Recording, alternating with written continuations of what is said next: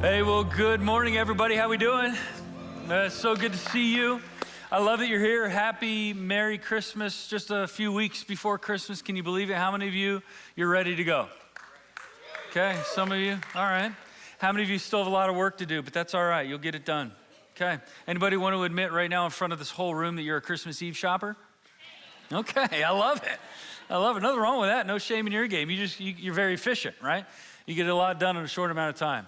Well, hey, it's an exciting day today for a number of reasons, not the least of which being we're wrapping up our series through the book of Ecclesiastes. So we're done, okay? We made it, all right? We're gonna be in chapter 12 today, and we're gonna unpack this little bit of concluding remarks and statements that Solomon makes for us. Before we get there, though, I want to remind you of a couple really neat things that the Lord's doing among us here at All Church. The first is I want to invite you in, as I did a couple weeks ago, to some end-of-year giving strategies that we're trying to accomplish. We're calling it Above and Beyond, and we want you to consider and pray about giving above and beyond your normal tithes and offerings to the work that God is doing here at All Church as we strive and endeavor to be all things to all people by all means so that we might save some.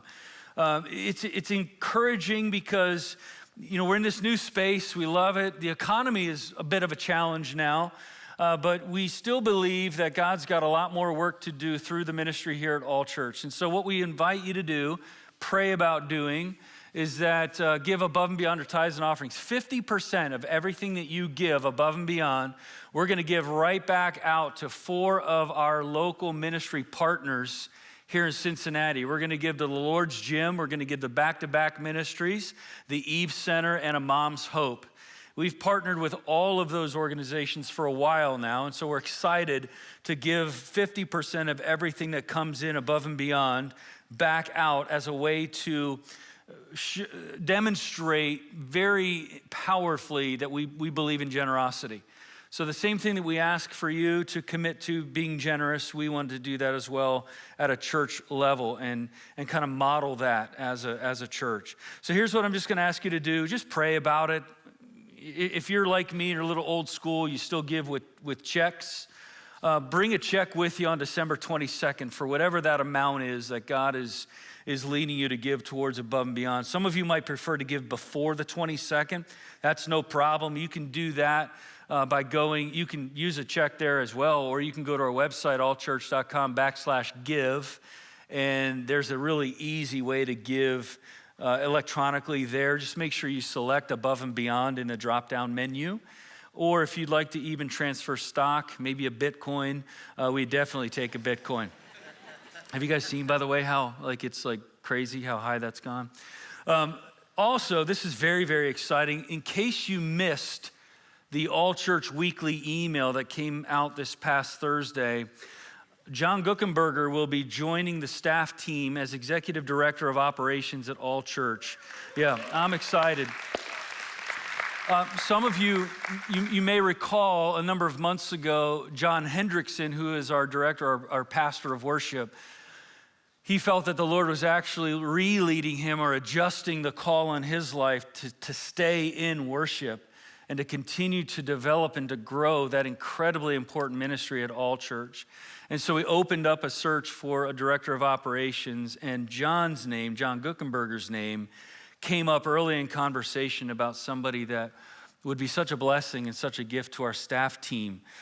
John comes to the team with a lot of work experience and things that we need, such as project management, strategic vision and execution of that vision, financial oversight, which is incredibly important, and staff leadership. So all those things are gonna be huge assets to All Church. John has been married to his wife, Corey, for almost 30 years. Isn't that awesome? Mm-hmm. And Corey serves as the Employee Relations Assistant Director at Back to Back Ministries, one of our partners here in town.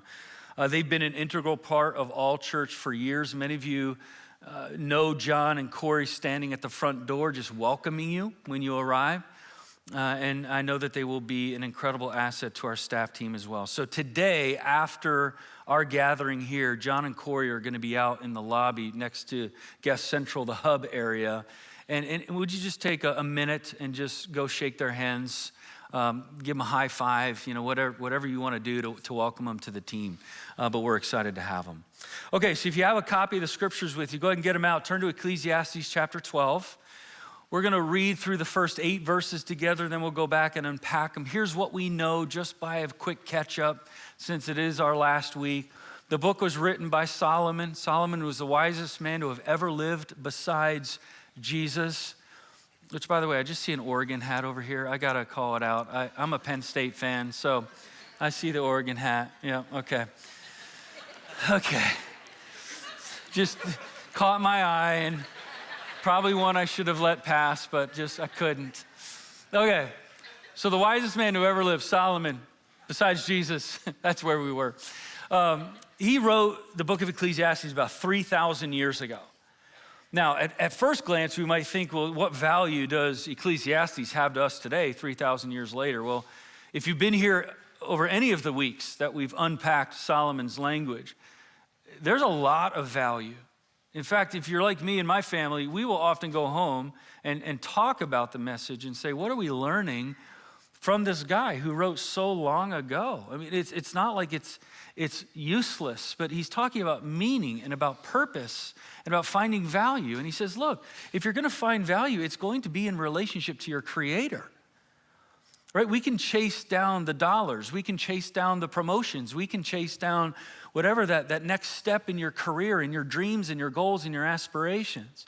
But Solomon's making the point that if any of those things are promising you value and meaning and significance, and they aren't connected to your created value, meaning, and significance, because you are created by big C creator God, then it's going to promise a lot and it's going to underdeliver. Every time, all the time. And throughout the weeks, as we've been looking at this, we've looked at things like what really matters, who really matters. A lot of us spend a lot of time dealing with anxiety because of heavy expectations that are placed on us or that we submit ourselves to by people that really don't matter. And as harsh as that may sound, Solomon has helped us to realize, you know what? There are things that matter in life. None of us need to really be a big deal. We can live in the day-to-day in relationship with our Creator and find significance and find value. So here at the end of the book of Ecclesiastes, let's read verses 1 through 8 together, and then we'll go back and unpack them. So he starts by saying this: remember also your Creator in the days of your youth, before the evil days come, and the years draw near, of which you will say, I have no pleasure in them. Verse 2 says, before the sun and the light and the moon and the stars are darkened, and the clouds return after the rain, in the day when keepers of the house tremble, and the strong men are bent, and the grinders cease because they are few, and those who look through the windows are dimmed, and the doors on the street are shut. When the sound of the grinding is low, and one rises up at the sound of a bird, and all the daughters of song are brought low. They are afraid also of what is high, and terrors are in the way. The almond tree blossoms, the grasshopper drags itself along, and desire fails, because man is going to his eternal home, and the mourners go about the streets. Now, more than likely, most of us in the room don't really know at all what he just said. That's okay. All right, we're going to go back and look at a lot of those metaphors and try to understand what he's getting at. Look at verse 6. Before the silver cord is snapped, or the golden bowl is broken, or the pitcher is shattered at the fountain, or the wheel broken at the cistern, and the dust returns to the earth as it was, and the spirit returns to God who gave it. Verse 8, vanity of vanities, says the preacher, all is vanity. Now, I'm not sure that there's anything that confronts us more with our humanity than the reality, the passing of time. Time is the one commodity that we cannot make more of. Theoretically, we can make more money, right? Theoretically, we can work a little bit harder. We can make the bottom lines look a little bit better, and we can make more money, but we cannot make more time. And in addition to that, time passes despite our greatest efforts to keep it from happening. Do you know what I mean? I mean, how many of you remember when you were a kid, it was like time just dragged on? But now that you're an adult, time seems to fly by. And despite what you do to slow it down and to somehow keep it from going so quickly, it's like, man, it's just, I can't stop it. It's, I remember this birthday, and that was 10 years ago now.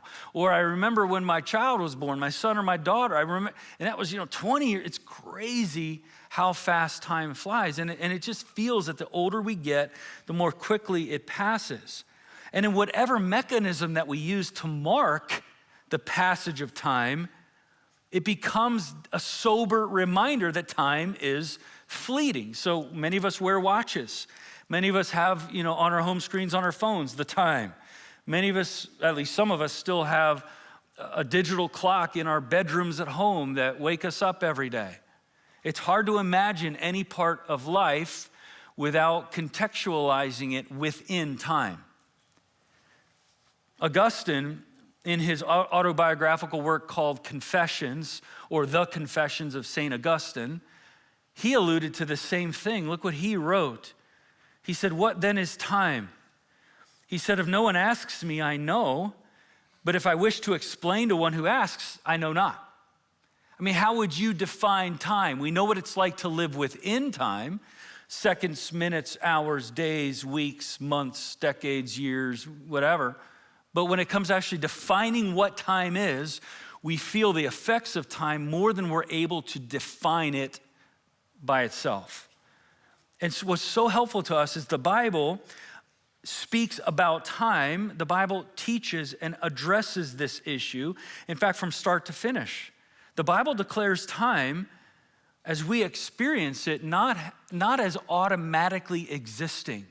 The Bible teaches that time itself was created within God's creative work. Let me help you with this. Look at Psalm 90, verse 2.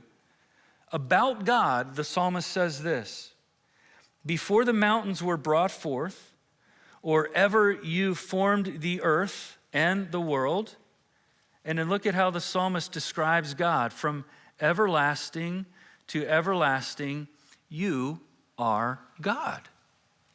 So what he's teaching us here is that there is an arrow going into infinity to my right, and there's an arrow going into infinity to my left, everlasting to everlasting. That is God's sovereignty. That is the grandeur and the bigness of our God. He's not constrained or restrained by time. And so when we think of time and how there's nothing we can do to slow time down, it confronts us with our humanity. But then to close the circle, when we think about God and how God actually created time, and God is not at all restrained by time, it confronts us with his deity and his altogether differentness. Can I use that word, church? That he is different than we are. And so what's interesting then, it is no surprise that at the end of Ecclesiastes, that at the end of a book where Solomon has tried to teach us about value and about meaning, and he's used phrases like under the sun, like he's used phrases like vanity of vanities or everything is meaningless. When he's tried to teach us about value and about meaning, it's no surprise that he starts with this at the end of his thoughts, or at the end of his book here at verse 1 of chapter 12. Look what he says: "Remember also your Creator." That's what he's been saying all along. No matter what chapter we find ourselves in, there's this underlying theme and this underlying tone of value and meaning is found in relation to your Creator. So remember your Creator, he says. Now, the word remember here, I want you to understand that this is not just like, you're remembering something mechanical for a test. Do you guys know, does anybody know the preamble to the Constitution? "We the people, in order to form a more perfect union, establish justice, ensure domestic tranquility, provide for the common defense, promote the general welfare, and secure the blessings of liberty to ourselves and our posterity." Nobody? It's ordained and established as Constitution. Yeah. How about this? Washington, Adams, Jefferson, Madison, Monroe, Adams, Jackson, Buren, Harrison, Tyler, Polk, and Taylor, Fillmore, Pierce, Buchanan, Lincoln, Johnson, Grant, Hayes, Garfield, Arthur, Cleveland, Harrison, McKinley, Roosevelt, Taft, and Wilson, Harding, Coolidge, Hoover, Franklin Roosevelt, Harry Truman, Dwight D. Eisenhower, John F. Nobody? Come on. Can I teach you real quick? Not in my notes, but you might enjoy this. You can learn the presidents by singing them. I learned them in 7th grade. Like this. Washington, Adams, Jefferson, Madison, Monroe, Adams, Jackson, Buren, Harrison, Tyler, Polk, and Taylor, Fillmore, Pierce, Buchanan, Lincoln, Johnson, Grant, and Hayes, Garfield. Come on, join me. Lincoln, Johnson, I want you to understand, that is not what Solomon is meaning. We're not just calling something to memory that we learn for a test. Like, it's not just like remembering your first car. So when he says, like, remember your Creator, what he's saying is you have to drop every sense of self-sufficiency and then to cast ourselves unreservedly on God as our Creator. It's way more than just a rote call to memory of a fact. It's better understood as recalling, bringing back to mind everything that God did for you and everything God did for me in the person of Jesus. And so Solomon at the end here, I want you to understand this is like at the end. If chapter 1 is up here, this is chapter 12, and he's come down through what has felt like sober reminders and somber reminders and the reality of death and the reality of life careening toward death and what are we going to do and learn and what perspectives are we going to have at all of that. And it comes down here to verse 1 of chapter 12, and he says, all of that is real. Here's what you need to remember. Remember your Creator. And then he gives two things to remember or when to remember your Creator. Do you notice them, church? The first is this. When he says, remember your Creator in the days of your youth and then before the evil days come. So there are two things. Like, when are we to remember our Creator? In the days of our youth and before the evil days come. Now, maybe you think to yourself, well, I'm way past my youth. So I guess I don't really need to remember my Creator in the days of my youth because I'm past those days. Well, you might be surprised to learn that the Bible's understanding of youth is different in large respects to our understanding of youth. Let me give you an example. Paul writes to Timothy near the end of the New Testament, and he says these words to Timothy, and you've probably heard them. Paul says, let no one despise your youth. So Paul, the apostolic father, the mentor, says to his mentee, hey, let nobody despise your youth. When we hear that, we might think Timothy was 20 years old. Most scholars and theologians believe Timothy was in his 40s when Paul wrote that. So youth is not merely an age distinction or an age differentiation. So then, Andy, what is Solomon saying when he says, remember your Creator in the days of your youth? I think two ways to understand this. Number one, remember your Creator when you have opportunity. And all of us, and we've said this over the past few weeks, if you are breathing, we have opportunity to remember our Creator. Amen, church? Yes. In fact, a few weeks ago, remember Solomon said, better a living dog than a dead lion. What's so important and what distinguishes the two is not the lion and the dog, it's the living and the dead. If you're a living dog, you are way ahead than even a dead lion. So that's one way to understand what he's saying here is like, remember God when you have opportunity. But the second way to understand this phrase of in the days of your youth is that some of us are in younger days. Like, some of us are comparatively younger than others. And we would say, yes, you are a youth, you are junior high, you are senior high, you are college, you are early in your careers, and we could more easily assign the label youth to you than maybe somebody like me who's older. And so maybe for you it is, remember your Creator in the days of your youth. What he's saying is don't let the excitement of being young cause you to forget about your Creator. Okay, can I say that again? Because I feel passionately about this for our younger generations. Don't ever say just because you're young that you're gonna deal with that stuff later. Right? You're gonna deal with this serious stuff later, that at some point in the future, you'll really wrestle with the claims of Jesus and then you'll deal with them. Okay, that's not, he's saying don't allow youth to take your attention off the significance and the seriousness of remembering your Creator. Okay, so don't think I just won't deal with it. No, Solomon's saying deal with it now. So a couple ways to look at it. Remember your Creator when you have opportunity. And if you are young, don't think that youth excuses you out of that command. But then he says this, that also, some of you are panicking right now because we're still only in verse 1. I get it, I'll speed up a little bit, but this is important to kind of get the bedrock laid. So we're supposed to remember our Creator when? In the days of our youth, which is when we have opportunity. And then number 2, before the evil days have come. And then I love this phrase too, and the years draw near of which you will say, I have no pleasure in them. Some believe that what Solomon is alluding to is time and the passing of time. And that despite what we want, despite what we tried to prevent, time passes and we're caught up in it. And again, without getting too somber or morbid, we are all moving toward one day dying. And I think what he's getting at here is that we are getting older, and with the moving on of life come challenges, comes difficulties that maybe we didn't have when we were younger. And so when he's saying here, remember your Creator in the days of your youth, before the evil days, we could also say before the hard days come. Remember your Creator when you have opportunity, before that opportunity is swallowed up by really, really difficult things.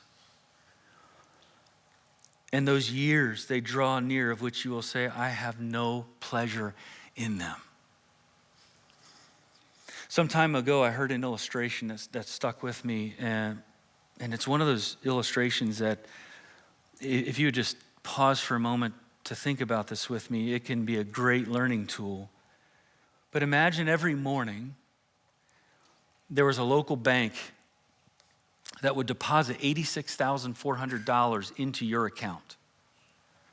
You know, right away you're like, hey, I love this already. That money was yours to do with as you pleased. The only catch was that at the end of each day, whatever you didn't use was pulled back out of your account. So what do you think you would do? Do you think you would try to spend every single dollar? Yes. Absolutely you would. I would too. It's like I get $86,400. I'm going to withdraw every single dollar. I don't want you to take any of them back. I want every single one of them. Do you realize that each morning we are given a new deposit of 86,400 seconds? Every night, what we have failed to invest to a good purpose is written off. No balances are carried forward. There are no overdrafts. Each day, it opens a new account for you with another 86,400 seconds, and each night it burns off what you did not use. If you fail to use that day's deposit, the loss is on you. That's in line with what he is saying here. He's saying time doesn't stop for anyone. So when you have opportunity, remember your Creator, because that's where meaning is found. That's where value is found, is in relationship with Him. So don't chase the wind, right? Don't live only under the sun, apart from God. pursuing these things that you think will bring value, but rather see time marches on. I'm still breathing. I have opportunity. I'm going to remember my Creator before I find myself in those years, he says, of which I say I have no pleasure in them. And then I love verse 2. He says, before the sun and the light and the moon and the stars are darkened and the clouds return after the rain. This feels like a Cincinnati winter, doesn't it? It's like 5 days go by and you never see that shining orb. You even forget that it's called the sun because it's been gone for so long. But that's what he's saying. He's like, those days that we take no pleasure in, they look like this. The sun and the light and the moon and the stars go away, and then the clouds come back even after a rain. What I love about that phrase is you would think that after a rain, the clouds empty and the clouds go. But he's saying, no, what happens when you don't remember your Creator when you have opportunity is those years that we take no pleasure in are kind of like the clouds never go away. And we know that feeling. We know what it's like to feel like our bodies are running down. Right, to feel like despite what we do and despite what diets we go on and eating plans we go on, and there's short-term success, at least short-term for me, short-term success, right? And then right back at it, it's like, my goodness, what is happening? And we know the feeling of crossing into a new decade only to feel like it was just yesterday that we crossed into the previous one, right? Like when you go from 29 to 30, that's a big birthday. But then, man, you go from 39 to 40, that's a big one too. And you turn 40, it's like, I feel like I just turned 30 yesterday. And then you go from 49 to 50. And I think we also kind of have a shared experience that this verse picks up on, especially around the holiday season. We invite family and friends over, loved ones that we haven't seen in a while. And they arrive and maybe we pick them up at the airport or they come to the house, they ring the doorbell, and you're so happy and so ecstatic that they're home. They're there with you for the holidays. You're hugging on them. You're like, I couldn't be more full of joy than I am right now. But then in the back of your mind, what do you know just started? The clock of the time that they're with you. Do you know what I mean? It's like, I love you so much. And then you realize, oh man, day one is gone already. Now day 2 is gone. They're only here for 7 days. Day 3 is gone. Day 4 is gone. Now we're over halfway. It's like the joy of the hello reminds us of the reality of the coming goodbye. That's what he's saying. He's saying, remember your Creator while you have opportunity. And in verses 3 through 5, okay, this is interesting. He uses a series of metaphors. He uses a series of poetic statements to describe the reality that old age is coming. Okay, look at this. In the day, he says, when the keepers of the house tremble. Okay, why would the keepers of the house tremble? Because the house is decaying. When the keepers of the house tremble. Right before Thanksgiving, I had to pick up some prescriptions at my local drugstore. And I have to laugh because the older I get, I'm going down more aisles in the drugstore. When I was a kid, in my small town in eastern Pennsylvania, we had a family-run drugstore called Sant's Pharmacy. So it was Mr. and Mrs. Sant. And I would go into Sant's Pharmacy for like 2 things: Topps baseball cards and candy. And they were right there at the main counter. So I would come in, I'd walk by all the cough and cold remedies and antacids and, allergy medicines and sinus infection. I walk by all those aisles and just go right up and get myself some Topps baseball cards and a Snickers bar. Now when I go into a drugstore, I'm kind of going down those aisles. There's still some aisles I haven't been in yet. Some of you are like, I have. I know. I get it. Why? We're caught up in time. Nothing we can do. So he says, keepers of the house tremble. Look at verse 3. He says, the strong men are bent.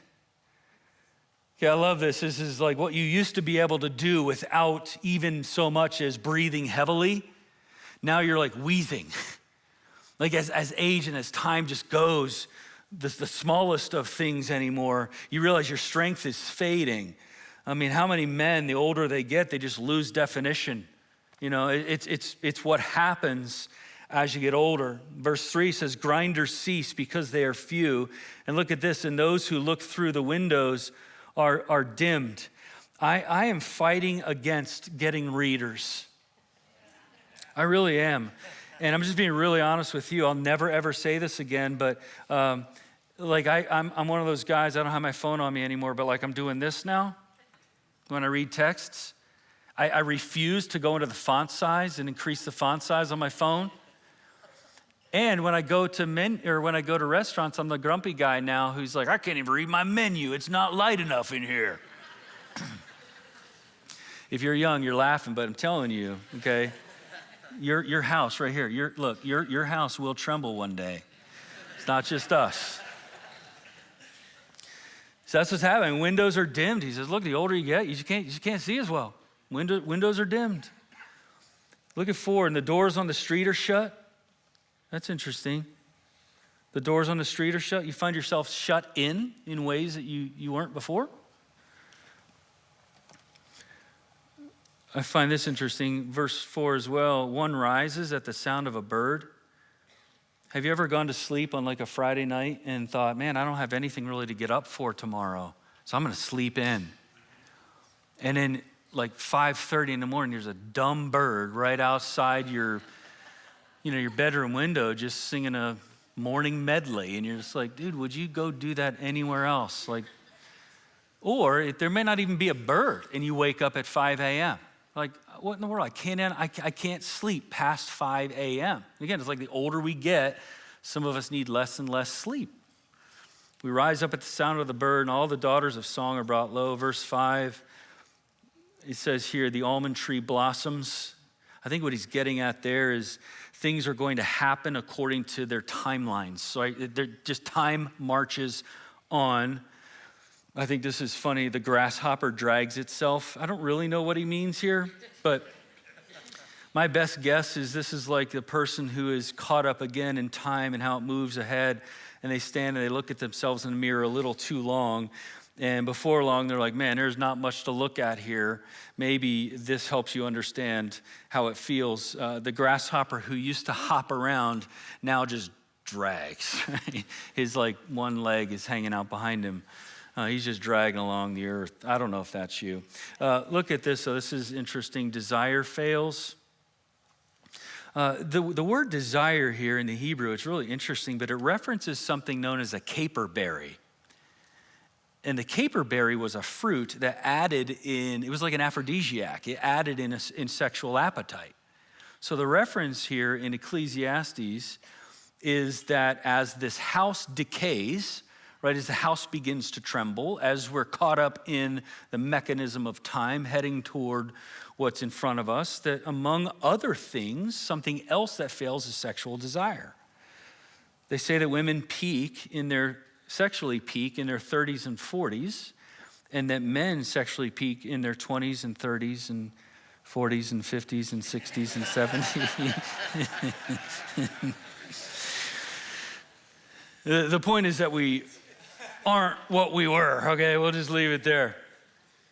But then he goes into verse 6 and he kind of intensifies. So if those are all symptoms of what's coming, verse 6 and 7 and 8 really get specific. What he's highlighting here is the beauty of life, but then kind of the fragility or the reality of death. Look what he says, before the silver cord is snapped, or the golden bowl is broken, or the pitcher is shattered at the fountain, or the wheel broken at the cistern. Life is beautiful, yet life is fragile. And all those metaphors there are life leading ultimately to death. If you go to verse 7, and the dust returns to the earth as it was, and the spirit returns to God who gave it. So this is a reference to Genesis 2:7 here. And it's a bit of a downer, but it's everything returns to dust, is what he's saying. Everything returns to dust. And it's a concluding thought to all of his meditations here on earth. God created Adam. If you go back to the early part of Genesis, you'll see that. God created Adam, and by forming his body from the dust of the ground, and then he empowered it by endowing it with his spirit. And so Solomon's really picking up on the creative work in Genesis and saying at the end of our lives, we all return back to dust. And then he says this powerful statement in verse 8, vanity of vanities, says the preacher, all is vanity. Now remember, this is apart from a relationship with God. This is under the sun. Why? What he's reminding us of is you got to remember your Creator when you have opportunity, because these things are coming. We can't stop time. Time, again, is a highlight to our fragility or to our humanity. We can't stop it. So because that's the truth and that's what's happening, he's saying apart from God, every pursuit, every quest, every looking for meaning apart from God is vanity. It's empty. It's meaningless. The Spirit returns to God who gave it. All human work and all human wisdom apart from a relationship with God is, in his own words, vanity.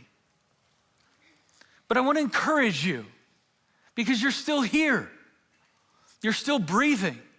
You have opportunity. Remember your Creator in the days of your youth. Remember your Creator when you have opportunity. And so while this may feel morbid and it may feel somber, I think it's God exhorting us to make an opportunity as we have one right in front of us. The chance to, today, I'm going to remember my Creator because I'm still here. Yes, it rattles our chains, but I hope it stirs us into action. And then in verse 9, as we conclude the chapter and really the book, verse 9, right away you'll notice that there seems to be a different person writing this.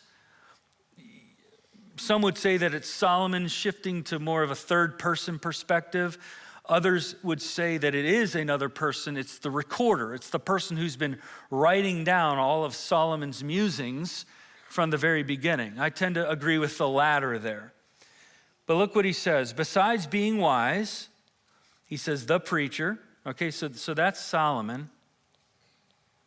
So obviously there's somebody else. You kind of get you can see it in the language. You get this idea that somebody else is writing this. Solomon also taught the people knowledge, weighing and studying and arranging many proverbs with great care. The preacher sought to find words of delight, and uprightly he wrote words of truth. The words of the wise are like goads, which I'll tell you what that means in a minute, and like nails firmly fixed are the collected sayings. They are given by one shepherd. My son, beware of anything beyond these, only making many books. Of making many books there is no end, and much study is a weariness of the flesh. So what does this even matter? Look at this quickly, church, and then we'll wrap this thing up. This person, whomever he is, called out a few things that Solomon did, which ought to make us to appreciate what we've just worked through. The preacher also taught the people knowledge. He weighed, he studied, and he arranged. This is a guy who worked very, very hard to compile a life's worth of lessons in the book of Ecclesiastes. This is not just a guy going off on a depressing rant. This is a guy who pursued literally everything he could think of to bring purpose and value to his life. And apart from God, out of relationship with God, his conclusion is vanity of vanities. Verse 10 says, the preacher also sought to find words of delight. This word here is important, sought. The idea I want you to get, like he endeavored, he fought, he worked hard to arrange this for us and the readers. and he sought to find words of delight. Uprightly he wrote words of truth. Verse 11, you'll notice he says the words, so the words that he wrote, the words of the wise, they are like goads and they're like nails firmly fixed. What does he mean there? A goad would be like think of like a cattle prod. Basically, it's a boundary. That we are most safe, we are most honoring, we are living life to the fullest when we live by the wisdom that we're learning in Ecclesiastes. And I think this is important to mention too, nails that are firmly fixed. Shepherds would often carry around staffs, of course, but some shepherds would have nails on the ends of their staffs that would just poke out just enough from the wood to come up against a sheep and just like touch the sheep and would hurt just enough to get that sheep back into safety. And so again, you get this picture that Solomon didn't just haphazardly pull all this together, but he worked really hard to write some great boundaries, some great nails firmly fixed, things that help keep us in wisdom. It's kind of like if you've ever had kids who learn how to ride bikes, there's always a time when it's that moment, your daughter or your son wants to learn how to ride without training wheels. So what do? You take the training wheels off, but in your mind you know it's probably not going to go very well for them in these next 5 minutes. But eventually, they're going to get to where they're happier than they were before. In a lot of ways, the book of Ecclesiastes feels that way. And it's like, Andy, man, this has just been morbid and somber and difficult to work through and no meaning under the sun. It's like we're chasing the wind. Solomon, man, he's like, I've worked very hard for you to put this together. And in verse 12, of course, that my son, beware of anything beyond these, of making many books. There is no end. Imagine how many books are written every day. And I love this, and much study of those books is weariness of the flesh. In other words, start with Scripture. Start with what you know to be true. And then lastly, at the bottom, again, if chapter 1's up here, now we're in chapter 12. At the end, what is he going to leave us with? It's awesome. Okay, look at 13. The end of the matter, all has been heard, he says. Here it is. Fear God. And what? Keep his commandments. Did you expect that? It's like, where do you go with this? Like if you're Solomon, you've written thousands of words about meaninglessness and vanity apart from God. Where do you go? How do you conclude? How do you write that last paragraph of your paper if your paper's Ecclesiastes?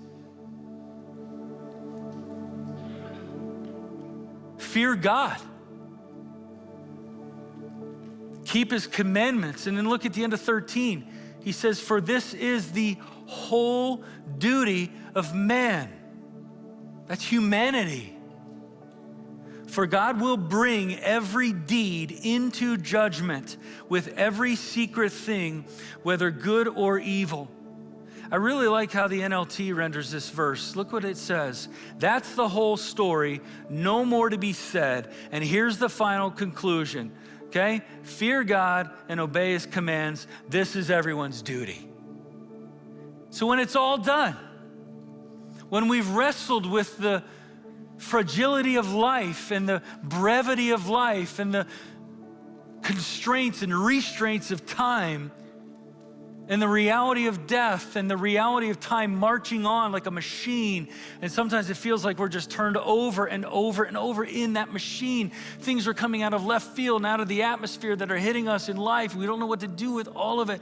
Solomon's like, look, if you forget everything else I've said to you, don't forget this: fear God, obey his commands. I mean, life with God really is that basic, church.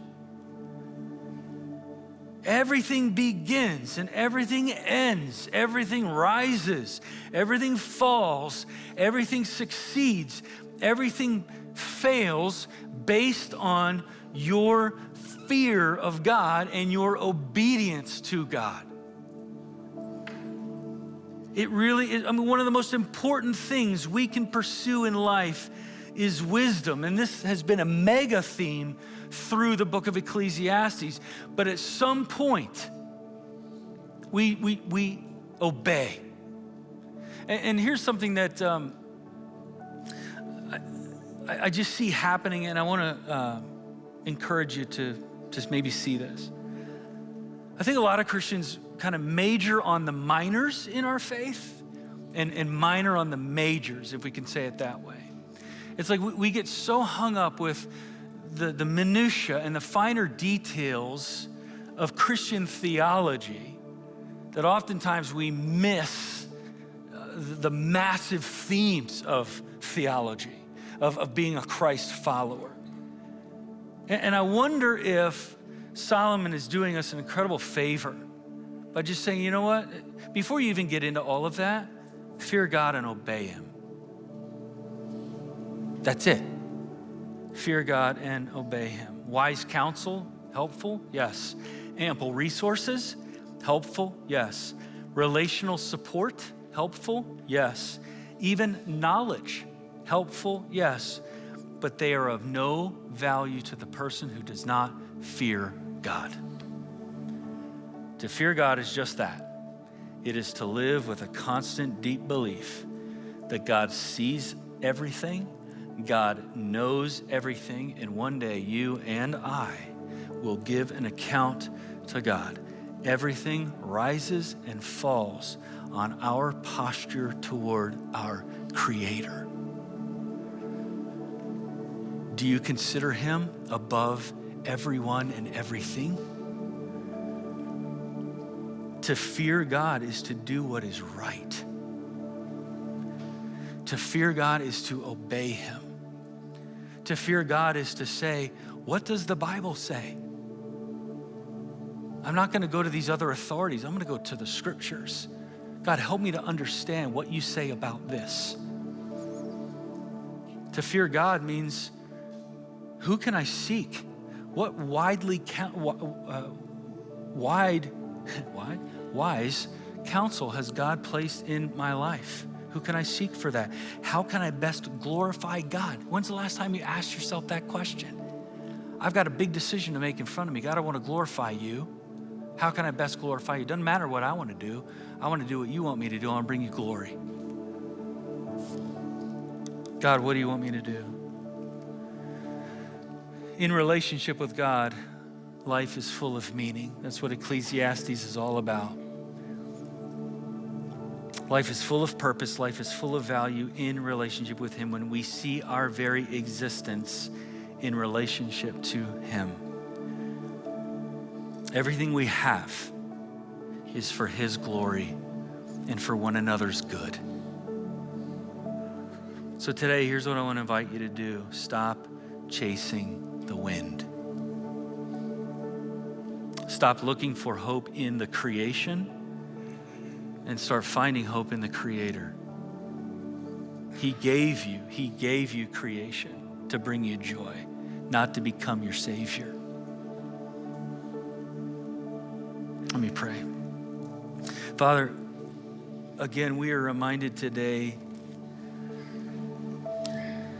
of how easy, I think, for all of us it is to lose sight of you as our Creator and to begin to live life apart from you. In a lot of ways, God, you've reminded us graciously here at the end of this book that we still have time. I mean, we're still living, we're still breathing, we still have opportunity. So may each one of us today take that opportunity and to remember you, to fear you, to obey you. God, help those of us in this room maybe who have struggled with what feels like a a complex system of what I'm allowed to do and what I'm not allowed to do, and that's defined as Christianity. Lord, I pray for those here and maybe even anybody watching online now or later. Maybe we just go back and we say, you know what, the two things I'm going to make sure I do, I'm going to fear my Creator, which means I'm going to live completely devoid of any self-sufficiency. I'm going to fear Him and I'm going to obey Him. I'm going to get that right first. God, how can I glorify you with this? Who can I talk to with this? What does the Bible say about this?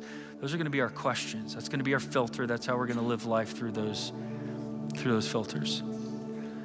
But Lord, even right now in the moment, there could be somebody in here who, man, before I fear God, I've got to make myself right with Him, because the Bible says all have sinned, all have fallen short of the glory of God.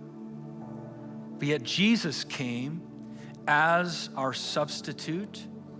He atoned for our sins by dying on the cross, going into a tomb, and coming out of it 3 days later, proclaiming victory over even death. And if there's anyone in the room who has never made themselves right with you and entered a relationship with Jesus, I pray that today is the day. Today is that opportunity. Remember our Creator while we have opportunity. So Lord, go before us really as we leave here today. May we be really encouraged by the exhortation to remember you.